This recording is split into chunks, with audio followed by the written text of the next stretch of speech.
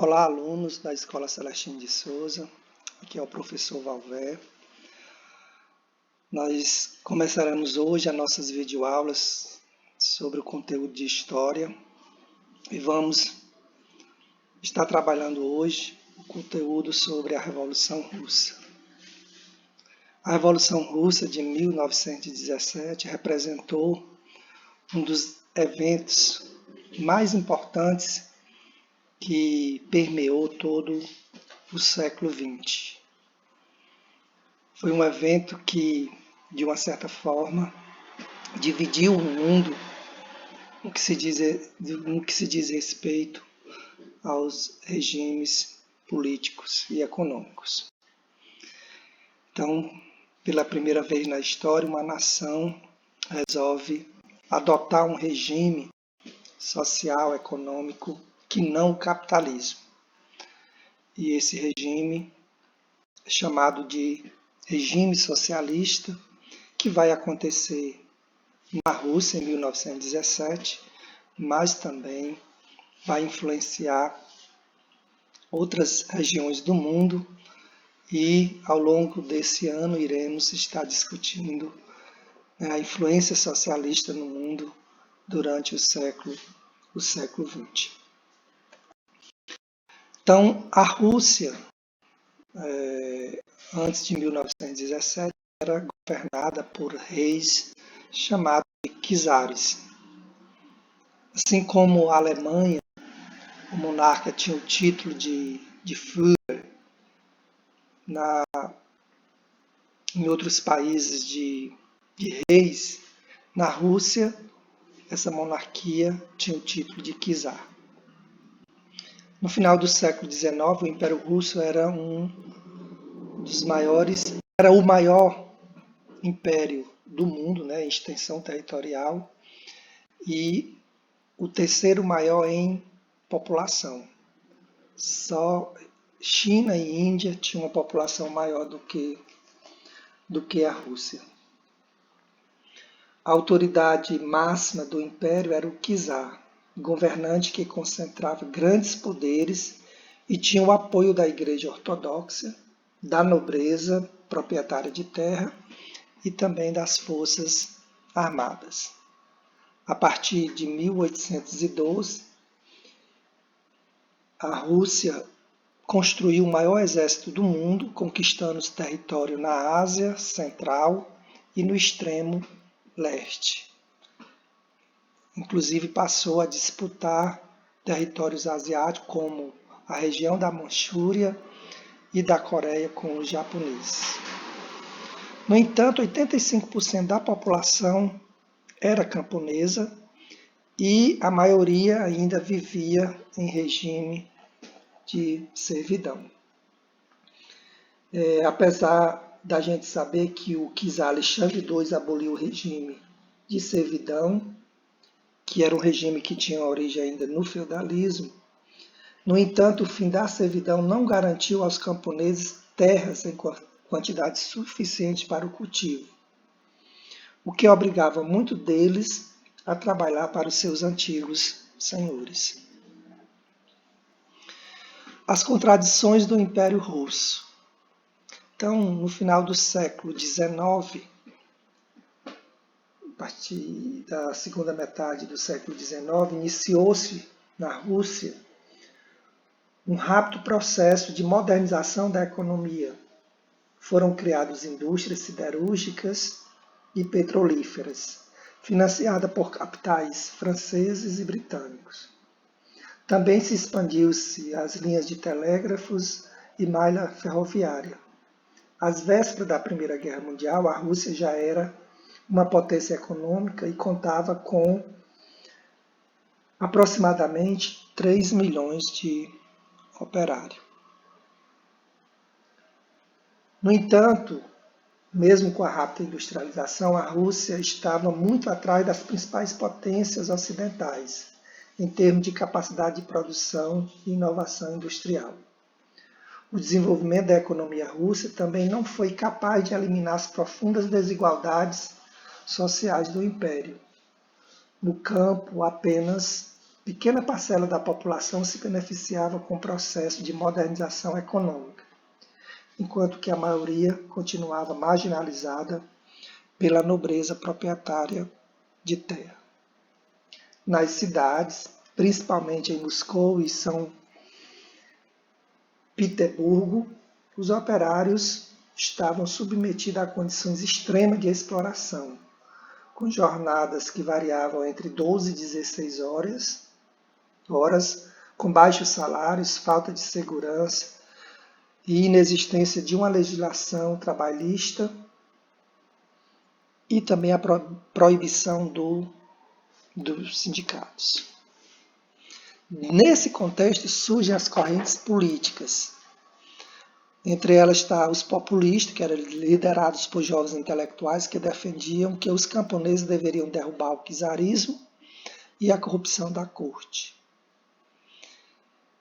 Surge também o Partido Operário Social Democrata Russo, que eram os defensores da ideia de Karl Marx e Friedrich Engels, que eram os teóricos da época que fundaram os princípios do socialismo ou do comunismo. No Partido Operário Social Democrático, foi liderado por Lenin que defendia a tese de que o partido deveria ser centralizado e homogêneo e preparados para a luta revolucionária. E um outro líder, Martov, defendia o partido aberto à integração de diversos tipos de militantes. A disputa deu origem a duas correntes, os bolcheviques, que era a maioria, sob liderança de Lenin, e os mencheviques, liderados por Martov. Os bolcheviques venceram os mencheviques. A população, os partidos políticos, os movimentos sociais revolucionários ocuparam a cidade e organizaram greves e manifestações. Dentre os eventos pré-revolucionários, a gente tem a Guerra Russa-Japonesa, pelo qual a Rússia perdeu para o Japão, no conflito contra o domínio das regiões da Manchúria e da Coreia. O Domingo Sangrento, que foi um evento onde protestantes vão entregar no Palácio do Rei manifestações em 1905, onde eles solicitavam melhores condições de vida e de trabalho, e o czar, porém, ordenou que os soldados da Guarda Imperial atirassem contra esses manifestantes, o que provocou a morte de centenas deles. Esse episódio ficou conhecido como Domingo Sangrento. Logo após esse evento, surge a formação dos sovietes. Os sovietes seriam espécies de organização, de sindicato, que se organizaram logo após o massacre do Domingo Sangrento. Eram conselhos de representantes operários, soldados e camponeses que deliberavam sobre questões de interesse dos trabalhadores, como as lutas, o abastecimento, a publicação de jornais. Os conselhos eram constituídos de representantes eleitos em seu local de trabalho, com mandatos revogáveis e dividiam-se em dois organismos, a Assembleia Geral e o Comitê Executivo. Este comitê era encarregado em colocar em ação as propostas votadas em Assembleia. Aí a gente tem um esquema, a Rússia pré-revolucionária, o absolutismo através do regime czarista, a criação do Partido Social Democrático, que vai propor mudanças, e a guerra russa-japonesa e o Domingo Sangrento, que a gente acabou de falar. A Rússia, na realidade, vai passar por duas revoluções em um mesmo ano. uma em fevereiro e outra em outubro. Aqui só lembrando que o calendário russo é um pouco diferente do nosso. Enquanto eles estavam no mês de fevereiro, o nosso aqui no mundo ocidental estaríamos em março. Então a insatisfação popular na Rússia aumentou quando o governo entrou na Primeira Guerra Mundial ao lado dos aliados. A guerra consumiu muitos recursos, atingindo duramente a economia do Estado, paralisando a indústria, aumentando o desemprego, a inflação, entre outros problemas, inclusive na produção de alimentos, já que muitos camponeses foram obrigados a servirem durante a guerra. A partir de então, greves, passeatas, saques a armazém, manifestações encabeçadas por diversos setores da sociedade russa passaram a ocorrer espontaneamente em todo o país. Grupos socialistas de diversas correntes denunciavam a guerra, que só interessava aos países capitalistas e já havia causado morte de 5 milhões de soldados russos. Em fevereiro de 1917, no calendário russo, eclodiu um movimento revolucionário da cidade de Petrogrado, forçando o czar a deixar o trono. Surge, a partir de então, o governo provisório. O governo provisório da Rússia, de caráter moderado e liderado pelos mencheviques, promoveu algumas mudanças, mas continuou participando da Primeira Guerra Mundial. Em abril de 1917, Lenin, beneficiado pela lei da anistia, retorna à Rússia e apresentou aos bolcheviques a chamada Tese de Abril. Nela defendeu a retirada do país da guerra, o confisco da terra dos latifundiários, a ruptura com o governo provisório e a tomada do governo pelos sovietes.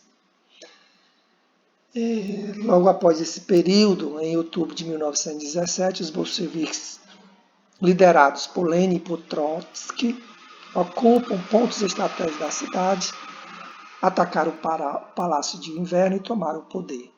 As primeiras medidas de Lenin foram o confisco das terras da nobreza e da igreja e sua distribuição aos camponeses, anulação dos títulos de nobreza, estatização dos bancos, estradas, indústria e igualdade de direito entre homens e mulheres. Em dezembro, por meio do Tratado de Brest-Litovsk, retirou a Rússia da guerra, cedendo vários territórios à Alemanha. No vídeo seguinte, nós daremos continuidade a esse assunto, falando sobre a Rússia pós-revolução. Agora vocês deverão fazer as atividades que estão indicadas no último slide. Vocês deverão copiar as questões e, em seguida, responderem. Não esqueçam de colocar a identificação de vocês com nome e turno nas atividades que vocês irão me encaminhar. Obrigado e até a próxima.